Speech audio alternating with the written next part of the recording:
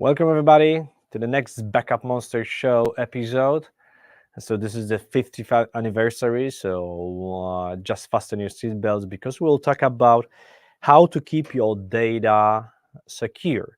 For one reason, it's obvious way because we're doing the backups to get the security. But of course, definitely we'll talk about some bad guys and scenarios when it's not obvious, even when you're using a backup. So the anniversary, this is what I said. We have a special guest with us. We have a Curtis Preston, aka Mr. Backup. So hello, Hello. Good evening. hello.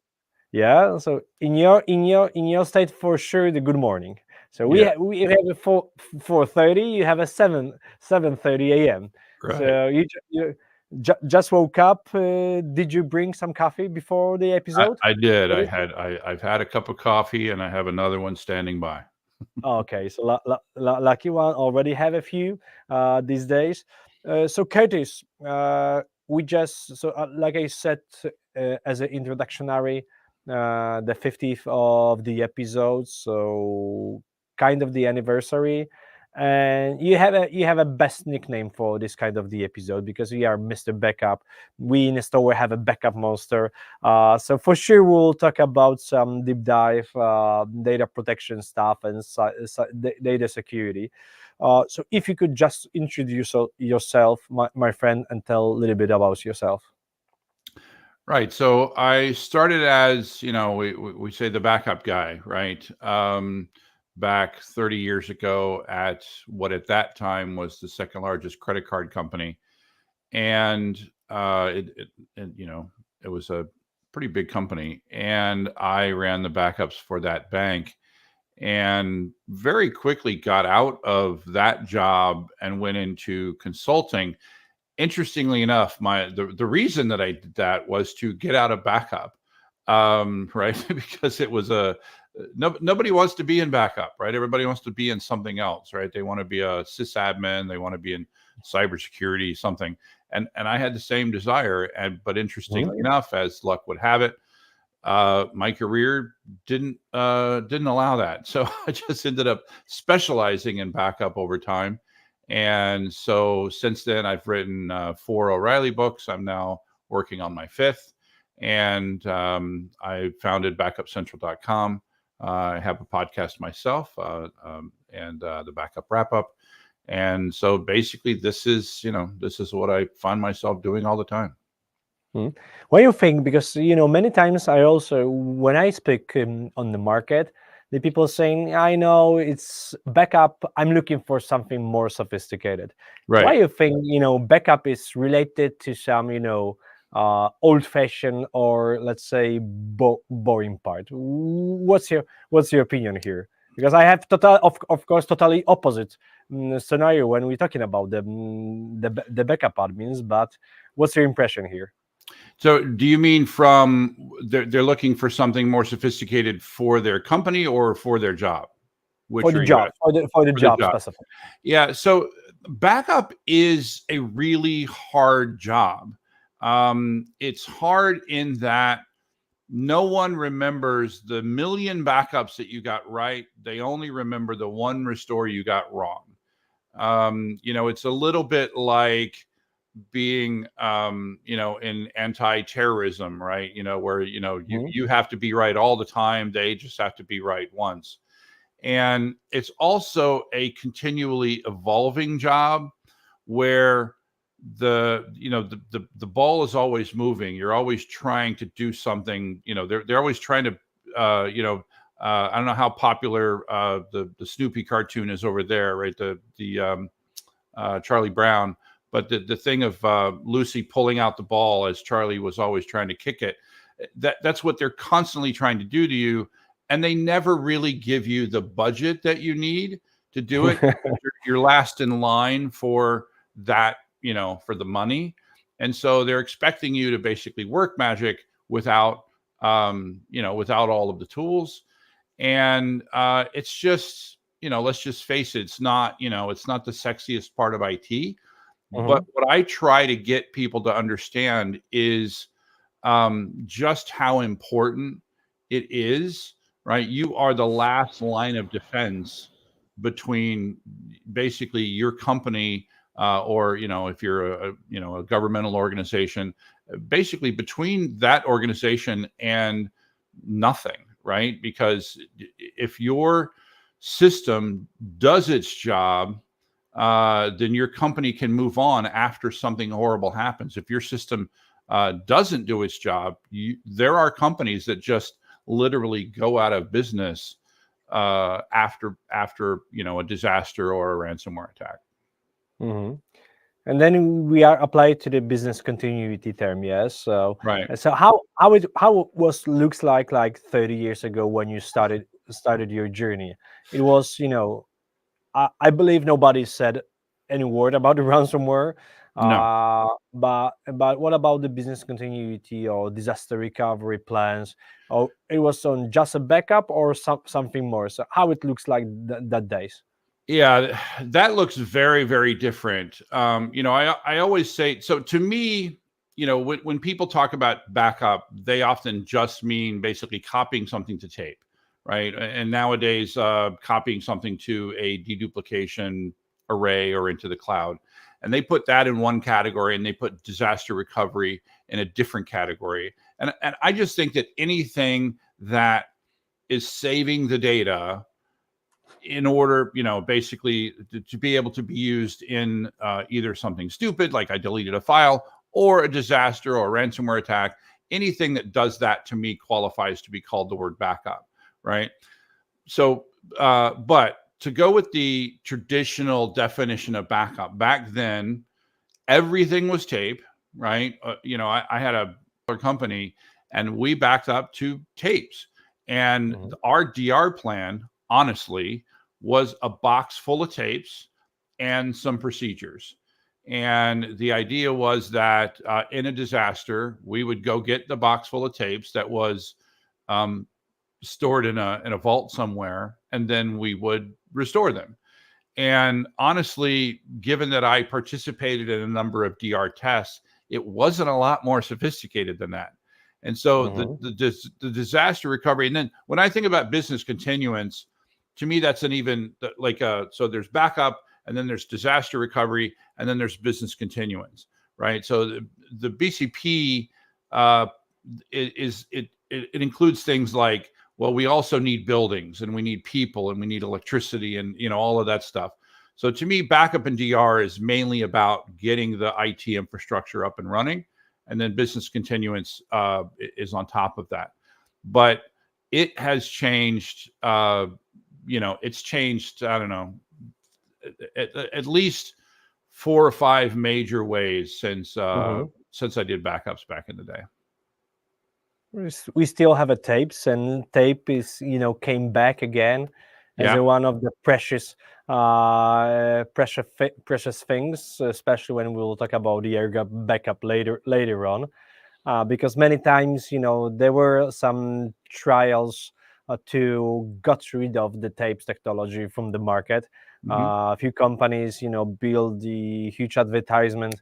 Even Dell, from for the several years, they said the tape sucks, to Yep. promoting the data domain stuff, etc. We know why, and that so there were many attempts, not only from the Dell but many vendors, to try to get rid of, but still the TCO and the way how to the usage of the tape give the best scenarios and the huge usage. And the funniest part is that people going into the cloud, and they don't know that the biggest tape customers are the cloud providers to the Exactly. hyperscalers today. uh, Exactly. so funny part. You mentioned about the DR procedure. Believe me, after 30 years, there are still many enterprises that they rely on the same procedure that you Yeah. just Yeah. mentioned. That Uh, that wouldn't surprise me at all, actually. yeah. um, so then you go through the different journeys. So what was, let's say, the first changes that you said, oh, okay, wow, this is something new, that I've never touched touched before. It was dedupe appliances, or what technology you've No. been, affected during your history? Yeah. So the first thing that happened that I remember that really changed, and this is we talked a lot about tape. So what happened where things where we were forced to make a change? That's sort of what I'm talking about, is this forcing function. The first thing that happened with tape specifically is that tape got faster and faster and faster, and it actually got too fast for the backup, right? So that's one of the first things that I would always work with clients is the Mhm. reason that you're having a problem with tape is too blank. And they would always say slow. And I'm like, no, that's the problem. You think your tape is too slow, the tape is actually too fast. That was the first thing that happened, is that that basically tapes got too fast. The problem is you had a backup that wanted to run. Most backups are incremental backups, right? Only a handful are full backups, and nowadays very few backups are full backups. But you would do a full backup once a week, or perhaps even once a month, and then all the other backups were incremental, and they're running at like a couple of megabytes a second. And a tape drive wants to run at 100. Even back then it was like 75 megabytes per second, and I've Mhm. got a backup that's running at 2 megabytes per second. That was the first basically issue that we ran into in the backup industry. But that's not really, I don't think, what you were asking about. You were asking about like new technologies that basically really change things. The biggest one that I remember first really breaking everything was virtualization. When Mhm. virtualization came on the scene, basically VMware and everything like it, that the the the core backup design up to that point was install a piece of backup software, a client on the server that you're backing up, and run occasional fulls and daily incrementals. And that's fine as long as that piece of software essentially owns that server, uh, when it's doing that process. But what happened is suddenly you didn't own the server. You were one of 20 or 30 VMs in one server. And we were kicking off this very IO intensive process. And it basically broke backup, right? Mhm. Literally overnight. And we scrambled. And that's what gave birth to a number of VMware specific backup and recovery products, and also thankfully VMware and Hyper-V and some of the others, they started bringing technologies out that allowed us to back up at the VMware level rather than having to install individual clients. But that was the first thing I think that really broke everything. Mhm. And it's actually started to be the backups, or the platforms just started to be more agentless, Right. not agents. But I remember the first version of VCB, so scripting part, etc. This Yeah. IO instance. It was quite a hard times. I used to work that times in IBM. So we were working with the Tivoli that days. Right now, it's numerous different names, like Spectrum Protect right now, storage Protect and Storage Defender. Right. Uh, but I I know, how was painful this journey from coming from the agent into the agentless Right. architecture without having a proper API from the hypervisor, because the VMware also needed the time to cope with it. Hyper-V actually did it properly in 2016 when they Right. provided RCT for the CBD perspective. VMware, of course, with the vStorage API much more earlier. So this is the first huge change that you saw. The Right. next one in a journey. The next one was in reaction to the first one that I mentioned, the tape issue, right? So Hmm. basically, what we started saying was, well, if we're backing up directly to tape, so what we were doing back then was we were using multiplexing. So the backup software products, the king of which back then was NetBackup, there was Networker, TSM, right? IBM, what, the original name was TSM, the IBM backup product. They were the first one to start doing this concept, and that is the idea of backing up to disk first. And so because what we were doing with all the other products, we were using this concept called multiplexing, where you would interleave. We started with like 4. I remember that we would do 4 backups simultaneously, and then that number just kept increasing. To the last time I checked, the number was up to 32. So you're interleaving 32 different backups together to create a virtual backup that was fast enough to keep the tape drive happy. And that really helped the backup, but it really messed up the restore. So when we go to do the restore, we had to read the whole tape, right? If we're using a multiplexing setting of 32, we had to read the entire tape and then throw away 31 of the backups to get the one that we wanted, right? So it really helped backups, and that was important because if you don't get backups, you don't have restores. But then when you went to go to do restore, the performance was awful. And so the next thing that started happening was basically disk caching, where and this is what TSM did before anybody else, was we're going to land the backups to disk, and then we're just going to immediately copy them to tape. And the idea is that we're going to basically use that as a cache. Because remember, the problem was that the incremental backup was running at like 1 to 2 megabytes per second. And then, but now, because it's sitting on our cache disk, it can run it at full speed, and then we can spool it off to tape. And we didn't have to use multiplexing to do that. The problem with that was the cost of the disk. You couldn't really afford to have anything more than just enough disk to hold last night's backups, because disk was way, way more expensive. And that was even after the next thing that happened was that they started using, because up to that point, everything was fiber channel and SCSI disk, right?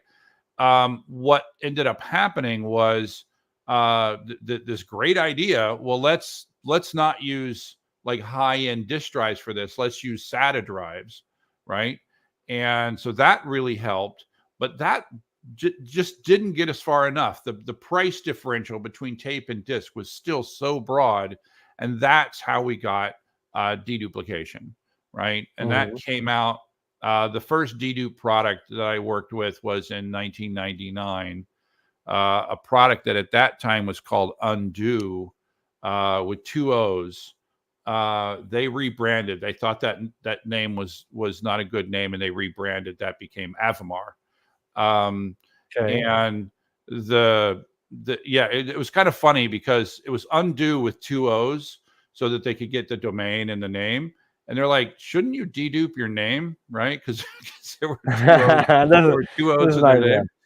But the dedupe really,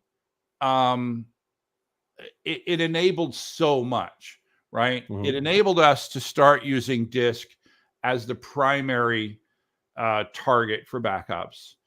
It also enabled remote backups, right? If you're able to do the dedupe before you send the data, which is what not everybody did it, but like Avamar was one of the first ones that did that, where we're doing what they call source side dedupe. If you can dedupe the data before you send it, you can do backups over long distances. It allows us to back up a laptop over a crappy internet connection. It allows us to to back up a remote office over the wire, right? That it made backups more affordable. It made disk for backups more affordable. It made them easier. It made them more reliable, because while tape is reliable if you treat it right, right? It was really unreliable when you were treating it the way everybody was treating it. So and for sure, the dedupe appliances or the Avamar makes the life much more easier, because you didn't need to think about the bulk or exit, the transferring the tape, etc. You could have it everything in your rack zone. So Exactly. this is so it started to be, the simplicity make a huge force from the, let's say, usage point of view, against even the cost, even the cost, because if the admin saw the simplicity, I just need to write, restore, and I don't need to touch it. It's much Right. more, let's say, privileged to using it against the tapes. And then what happened, I think what really made dedupe take off is that, so Avamar was one way to do it, the source side deduplication. There's actually only a handful of products that work like that. The bulk of the products were target side dedupe, like Data Domain, Exagrid, Quantum. And what that was like what you were talking about. All I had to do was stop backing up to tape and start backing up to this magic box that would do all this stuff. I could keep the same backup software, right? But the same backup software that I know and hate, and, and don't have to make a major change other than just changing this box. And it was almost like magic in that it wasn't like tape where I had to find the perfect setting of the multiplexing, and the backup jobs and everything. You could literally just point everything at it. And if it couldn't handle the particular backup load, it just meant that you had maxed out the box, right? You couldn't. So before dedupe and disk, if the backups were too slow, it really messed everything up. With disk, the beauty was they could be slow, they could be fast. You could do hundreds of backups at the same time. And when you wrote them on disk, when you were done, it didn't really matter how you did the backup. The restore would be the same speed, right? It really did help out a lot. Yeah, plus synthetic technology that allows us to, just starting to skip the fools that you already mentioned. With the tapes, it's still, best practices to from time to time close the chain of the incremental with the full, because it Right. makes your life easier from the offsite copies, restoration times, etc. Nice one. Thanks, Curtis, for it. So the third one. So we have a multiplexing. Yeah. We have a tapes, with the multiplexing. So we could put it into one. We have a deduplication on the Yeah. disk. What's next? I'm curious. I'd say so there's two more I'd say that, and the second to the last one would be the concept of the cloud, right? Just that we had this other place where we could send data, and initially in the backup world, all it was basically a place to send the data, meaning that products like, I remember the first company, at least by my memory, the first company that said, hey, you can start copying backups to S3 was Commvault, right? They said, we're going to do an S3 out. And then everybody did it, right? And when you add to that the concept of deduplication, this is what I'm saying. Dedupe really enabled everything that would come after. When you enable the concept of dedupe, you talked about the synthetic technology. If everything is on disk, right? All backups are on disk. You don't even need to do a synthetic full, right? Because all your backups are all there. You don't need to pretend to make a full. The concept of a full was because of tape, right? Because you knew that if you did a full and then you did incrementals forever, it would be restores forever. You would need 150, tapes to do a single restore, right? And so this idea that I could store backups in someone else's data center essentially and just pay them a fee, it allowed for people to have an automatic, essentially an offsite backup, right? We talk a lot about the 3-2-1 rule, and the idea, which is kind of funny, given that it was just coined by a digital photographer back in the 90s, right? We actually had him on my podcast, and it was just him trying to figure out how do I not lose my photos that I take, right? And yeah, so you want to have multiple copies, and you want to have them on the two is that you want to have them on two different sort of risk, things that are at different levels of risk. You don't want to have them on the same exact stuff if you can. And so this idea that I could have another copy, and then the one being that you want to have it offsite. So what cloud did was it made the two and the one super easy, right? So you could very easily have another copy on someone else's storage that was completely different than yours. No matter what you had, theirs was different. And then one obviously is going to be offsite. So it enabled even and this is where basically the backups of the enterprise came down to the SMB, where even a small mom and pop, even me, like I have one laptop, I can put software on my laptop and I can back up, and then those backups can be sent up to the cloud. That's, I think, the beauty of the cloud from a data protection standpoint, is that even the smallest customer can do that. And so the cloud is my answer to both the last two, but just this one, just the fact that I could rent essentially storage infrastructure in another place and have my backups securely stored somewhere else, I think it was an amazing idea. And how you feel, Say again? How you feel, comparing the on-premise installation and typical backup as a service? So this is a little bit completely different worlds, because what's your, let's say, favorite choice right now when you're comparing what you saw in the past and the places when you've been working and being an expert? Yes. So I will say this, and I'll say something, and I'm going to preface it with, yes, I used to work at a backup as a service company, but I will also say that what I'm about to say, I said 10 years ago before I worked at a backup service company. Okay. Okay. And that is using the cloud and using a service to do your backups is, to me, like the killer app for the cloud. That it is the perfect way to do backups. I spent so many years trying to help people properly configure their on-prem backup environment. They all, like, nobody's good at it, right? So we go back to what I said in the beginning, that nobody wants to be the backup admin. And that has remained true from, before I came and since now. No one wants to be the backup admin. And what happens is no one gets a high level of competence in the backup system and their technology. And if you're going to run an on-prem backup system, even some of the newer, fancier ones, you need to be good at that system to use it properly. And so many people are not good at that.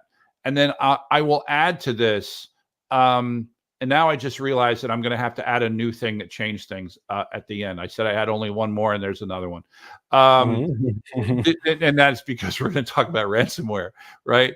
Not only do you have to run this backup system, you have to secure it in a completely different way than the rest of your data center if you're doing it properly. And they're just very few people are set up to be able to do that well. Whereas you could just pay some other company that this is what they do. They always know, that basically your security, your backups are already automated. You just have to basically point them at what you want to back up. So it's my absolute favorite way to do backup. And the only time I would change my answer is if you can't do it. Meaning if you're if you're a life sciences company and you're creating an exabyte of data a week, right? I've met companies that do this. They're creating an exabyte of data a week. There's no amount of bandwidth that's going to make that work to back that data up to the cloud. It's also not going to dedupe. It's all brand new data every week. You're going to need to do something else. But short of that, if you can do backup as a service, I highly recommend it. It's more secure. It's easier. It's going to cost less, if it's being properly done. And, so yeah, I'm a big fan of that. Mm-hmm. So from the cloud perspective and a cloud journey, so building a second copy, offsite copy, Yeah. or building the total offering based on a backup as a service or software Yeah. as a service offering, it's your favorite. So thank you for taking this on this episode. I still, I think it's also connected to not only the lack of knowledge, but the lack of time for most of the admins. They have more and more stack to manage in not daily basis.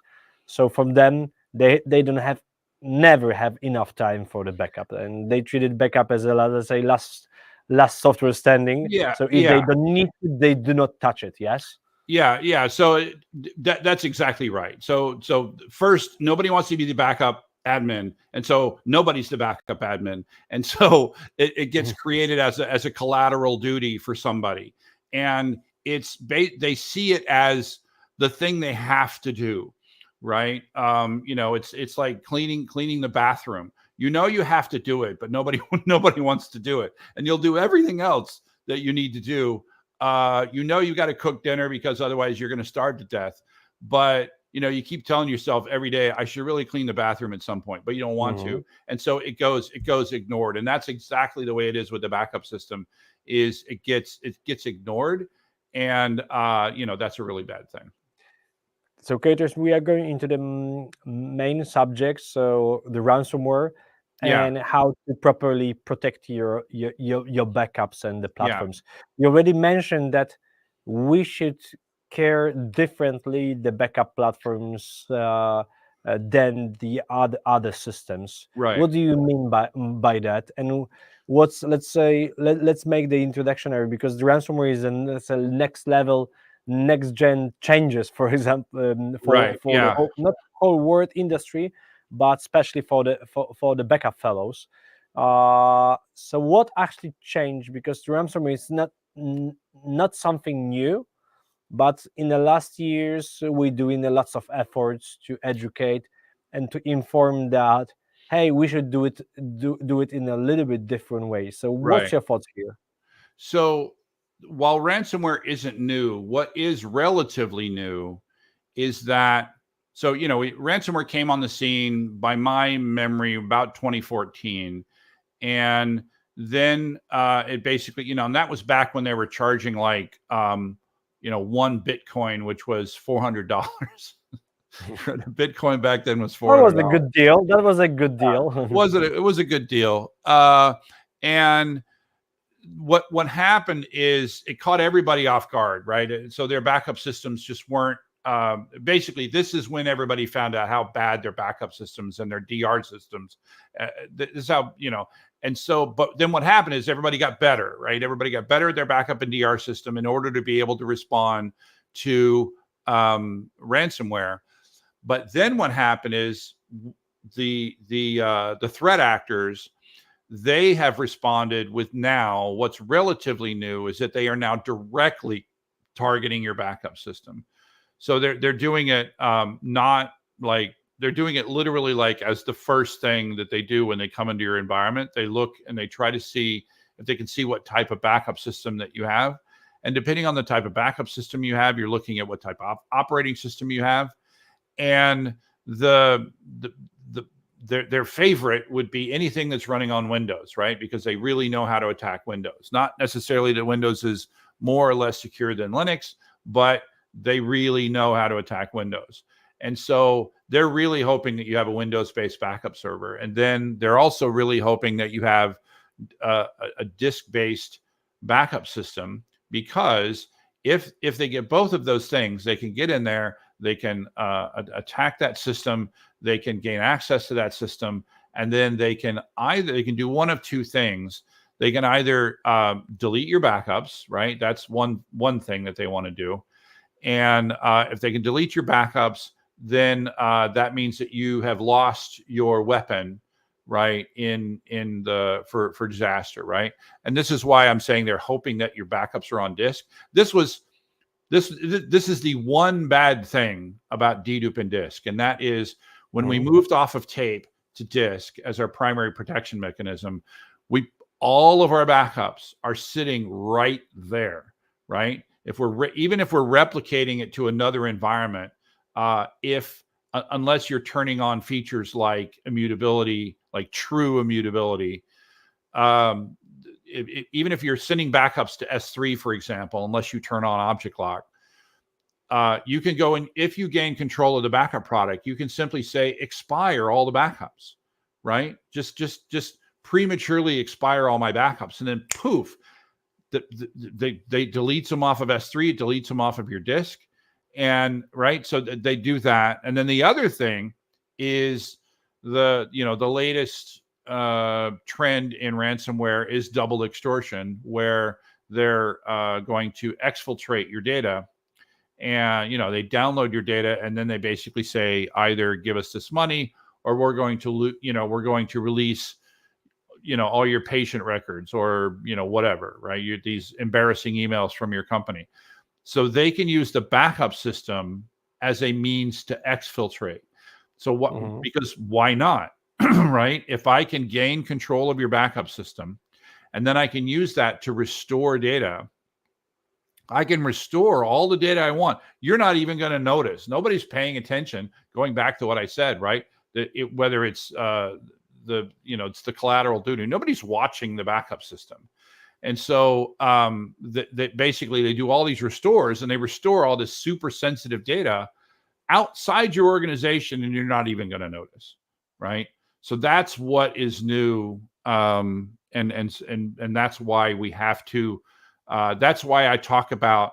So one of the things, when I used to work at Druva, one of the features that we got asked for a lot was Active Directory integration, so that I could log into the Druva system with the same user ID that I used to log into the production system. And I'm saying, don't do that, right? Don't integrate your backup system with Active Directory. Why? Because Active Directory can get hacked, right? And then if they hacked Active Directory, now they have control of your backup system, right? Basically use local password management systems. Use a password manager, and to protect that. Make sure that it's got MFA and it's not the same MFA, right? You have to think of the backup system as a completely separate entity. We go back to, I'm going to use this word air gap, right?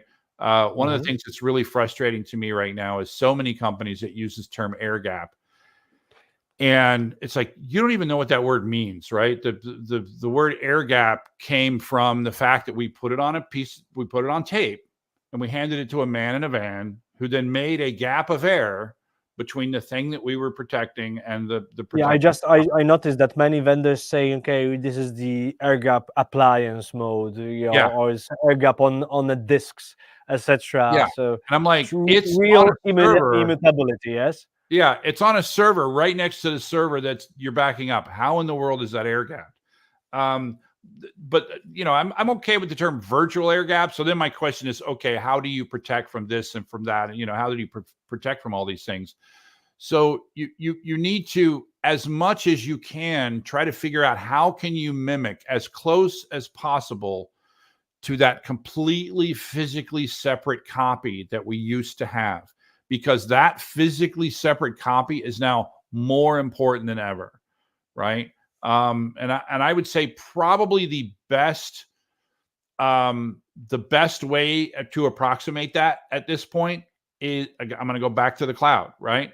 Is to have a copy in the cloud that is truly immutable, right? Somebody turned on object lock. You cannot delete it if you want. Even if you wanted to, you could not delete it.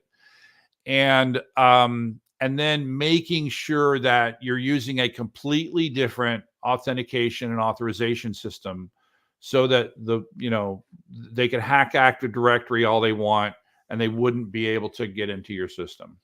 But this is so, the people, when they looking for the feature for the backup platforms, we would like to have the same MFA, as many integration as possible with the production. Yeah, and I'm saying stop that. Yeah, and you're saying stop that, yes. So Yeah. this is a real game changer, because we don't need this kind of the feature, because for the long term perspective, you are giving the more threats to your backup system against your production data.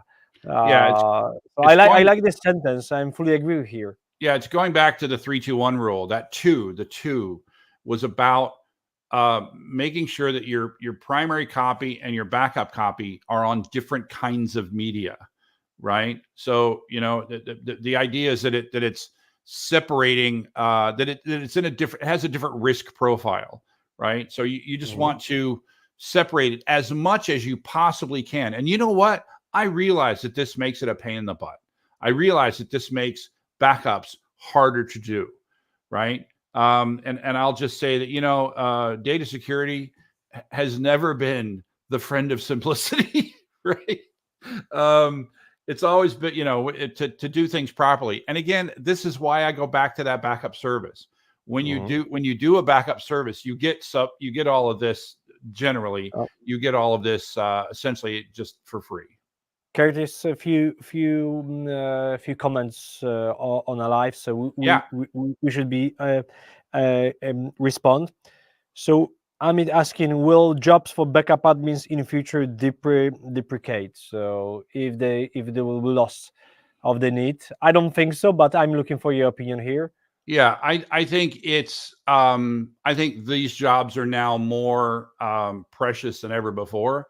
If you are someone that actually enjoys, like me, right? If you are someone that actually enjoys this part of the industry, you see the value in it. I think that probably the best thing about ransomware is it has made backup way more interesting than it's ever been, right?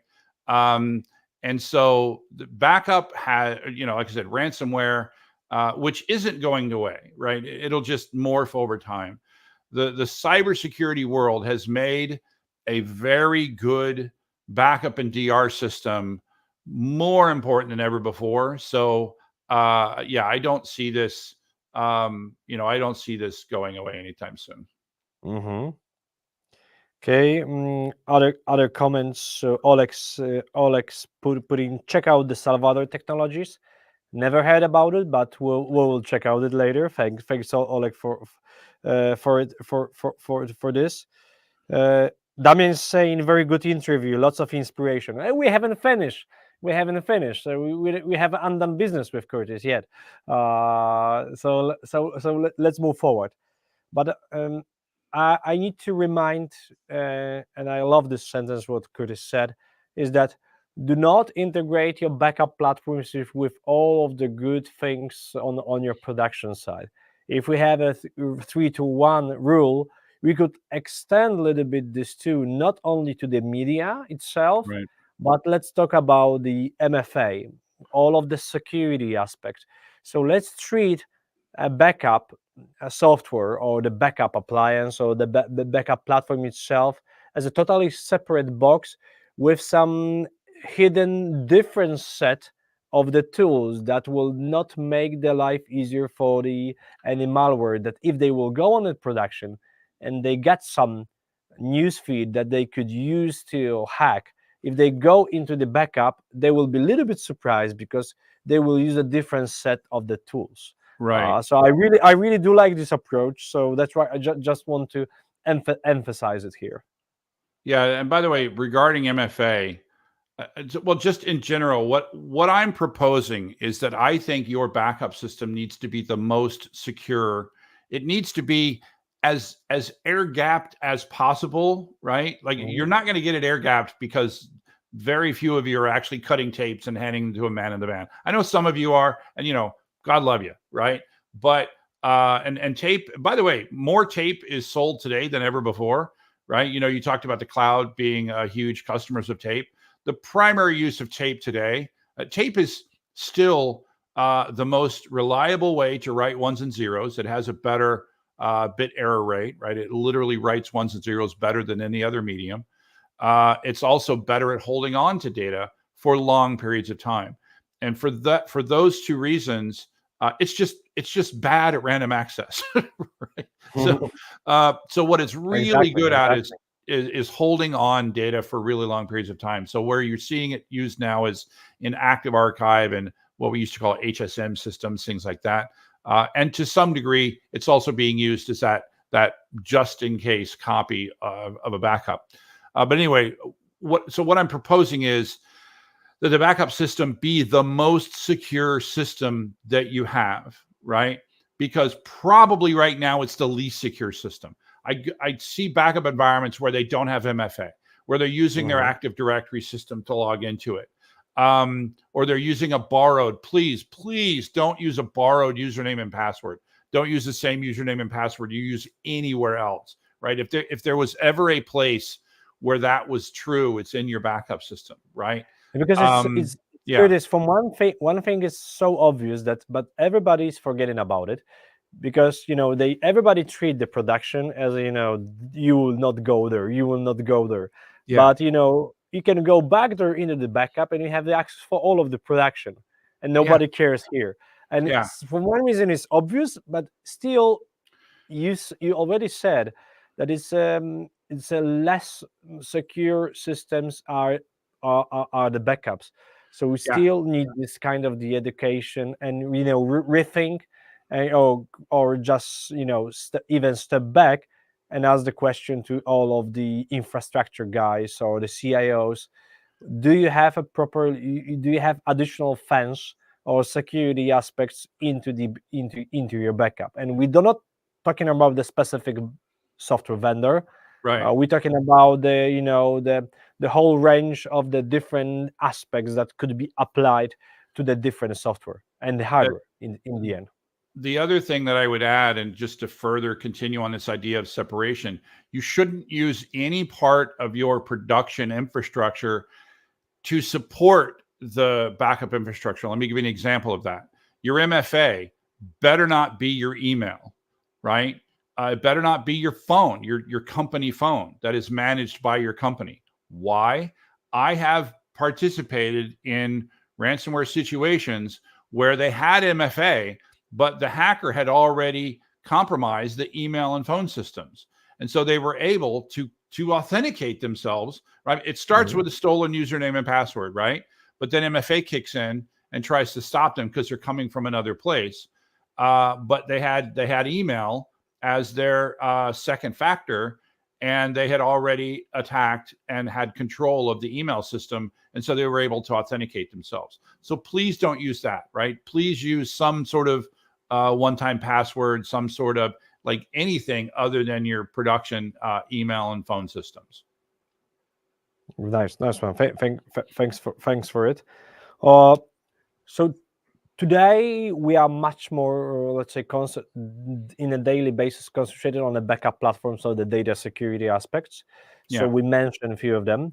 But what about the future? What could, let's say, because we already spoke what gets your attention in the last 30 years. What do you think? What will be the next one from the technology perspective in a backup world? Well, I think the the biggest area of growth right now in backups is, remember how I said I had one more thing and then we jumped to ransomware? The one more thing that I see is the idea of the use of the cloud as a recovery mechanism, right? If we can, because again, the idea that, and not just, I'm going to take my backups that are over here in S3 and I'm going to copy them over to a cloud environment. I'm talking about automating it, right? So that when I have a disaster, when I have a ransomware attack, I can just literally push a button and the restore has essentially already been done. And it's just a matter of turning it on. That I see that some backup products supporting that, where the idea is that basically you pre-restore. Obviously, it costs some money, but the beauty of the cloud is that the pre-restore, all you're paying for is the storage infrastructure, right? You're not paying for the compute until you need it when you need to do either a test or a full disaster. What I see the future is this idea of because it's here now. The future is here now. There are multiple products and services where you can basically that the hardest thing about doing like an incident response at this point, like when we talk about ransomware, the hardest thing at this point is going to be figuring out what needs to be restored, right? You've got 100 servers, and which ones of those have been attacked by ransomware, right? That'll be your hardest part of the job, and it can take weeks, unfortunately, that part.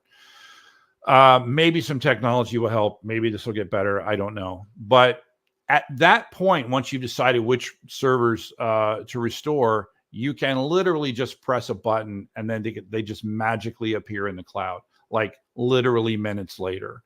And so you can have a very short, right? In DR, we talk about RTO and RPO, right? Recovery time objective and recovery point objective, right? How quickly will the restore happen?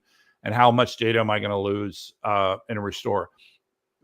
Modern technologies allow you to go down to maybe an hour, maybe even minutes in terms of lost data.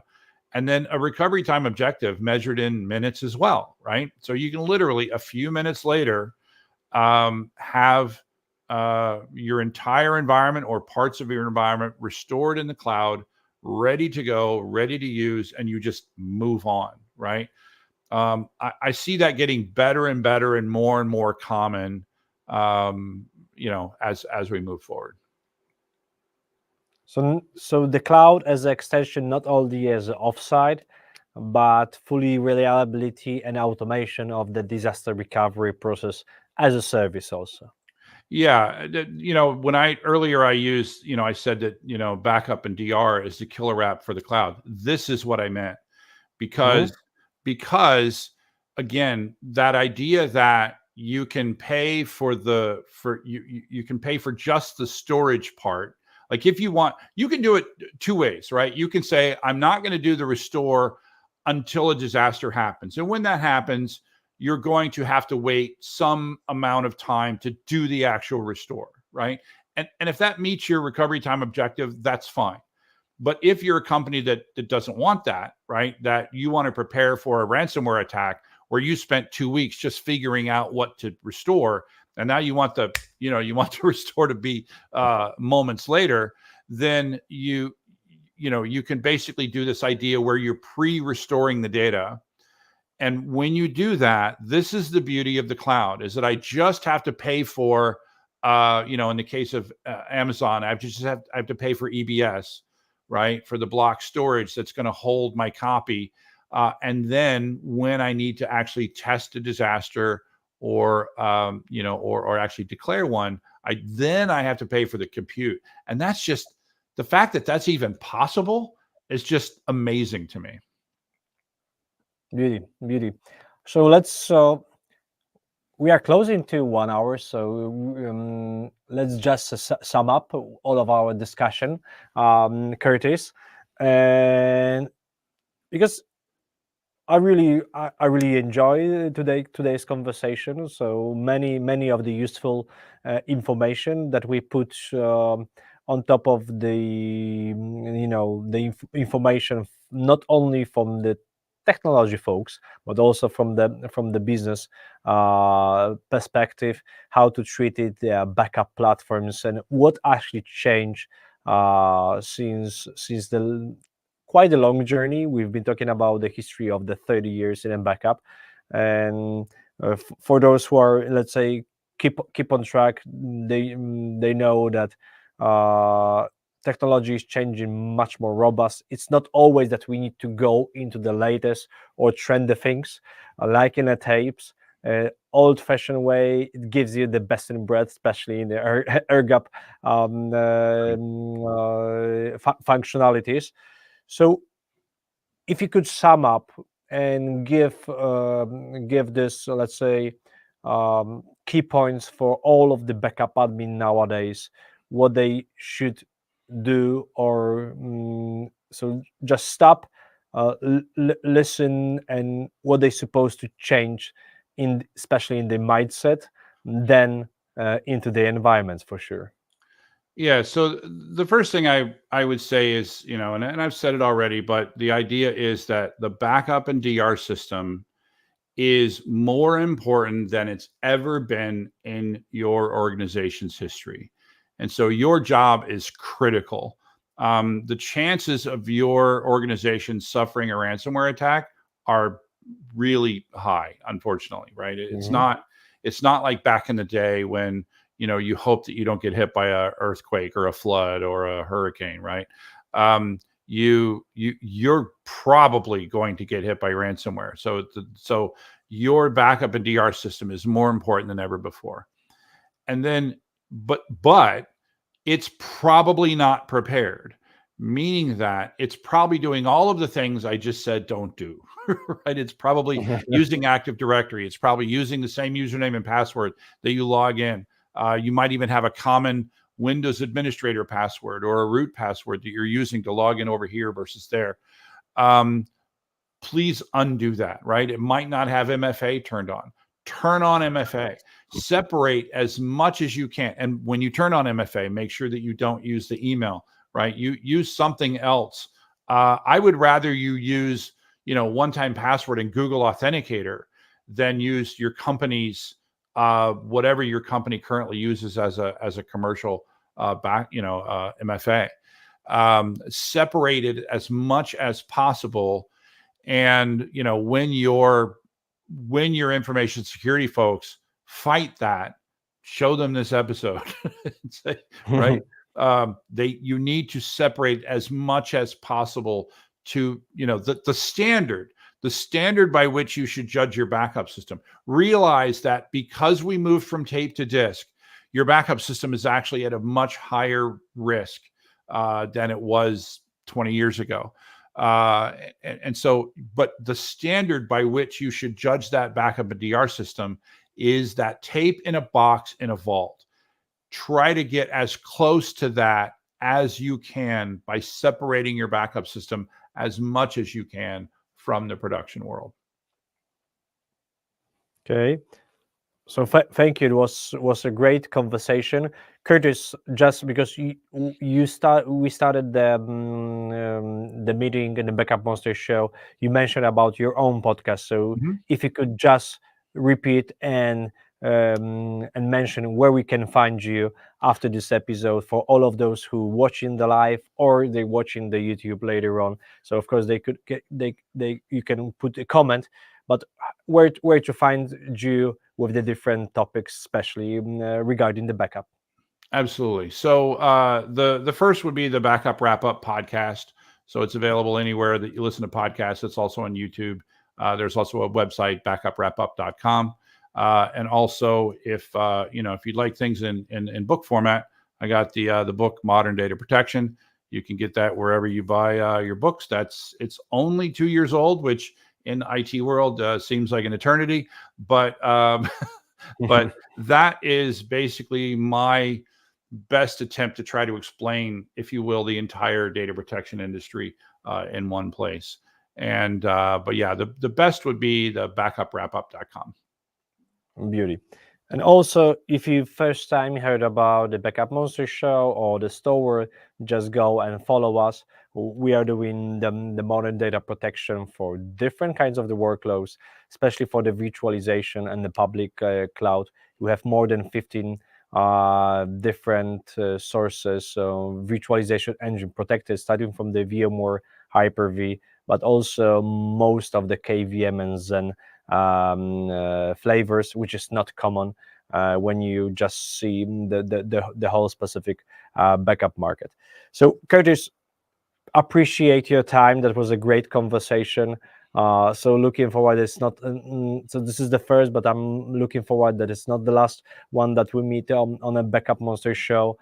So all the best for you. Thank you for the attendance. And for those who are watched us, if you have any more comments, just leave on a LinkedIn Live, or if you are watching us on a YouTube, you can also start the conversation. We'll try to come back to you with Curtis in this scenario in ASAP mode. So have a great day. Stay safe. And if we will not hear or see before the Christmas, all the best for you in 2024. And see you on the next Backup Monster show in January 2024. Curtis, again, appreciate that was a great talk. Anytime. Cheers.